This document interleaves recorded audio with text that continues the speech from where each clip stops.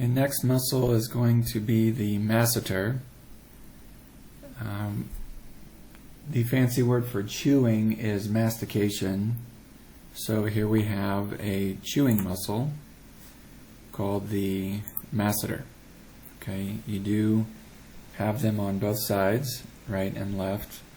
Okay, here we're looking at the right masseter.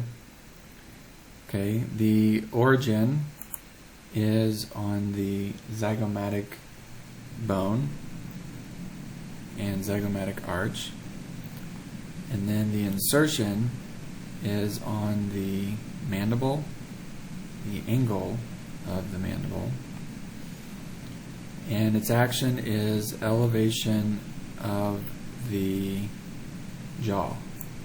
Okay, so in other words, bite down. All right, when you so here's the mandible. Okay, so pretend the mouth is open right there. Okay, so when you bite down, the jaw is going to go up or elevate. Okay, so that's the action of the masseter. In TMJ problems, or TMJ syndrome problems, so here's the temporal bone. Okay, and then there's the mandible, so you have the temporal mandibular joint right there, and some people will get TMJ syndrome. So just some sort of dysfunction in the TMJ area. This is definitely one of the muscles you want to address to help with that condition. All right, next muscle is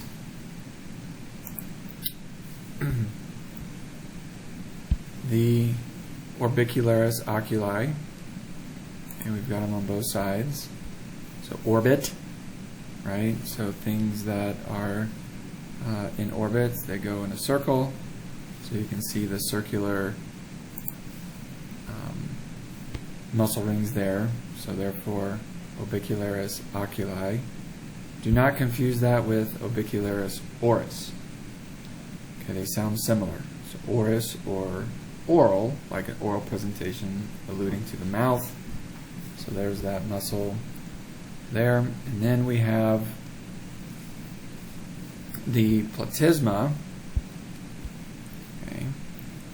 So in an anterior view here, you can see the right and left platysma. Okay.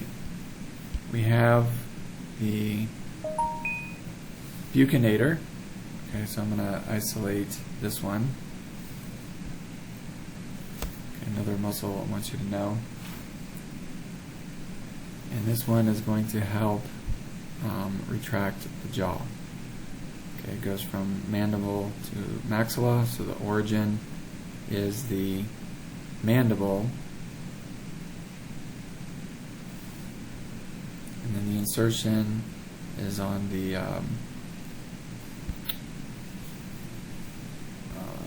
considered on the skin. Okay, the lateral portion of the upper and lower lips. Okay, but for this one I just want you to know the muscle and that it's responsible for retracting the jaw.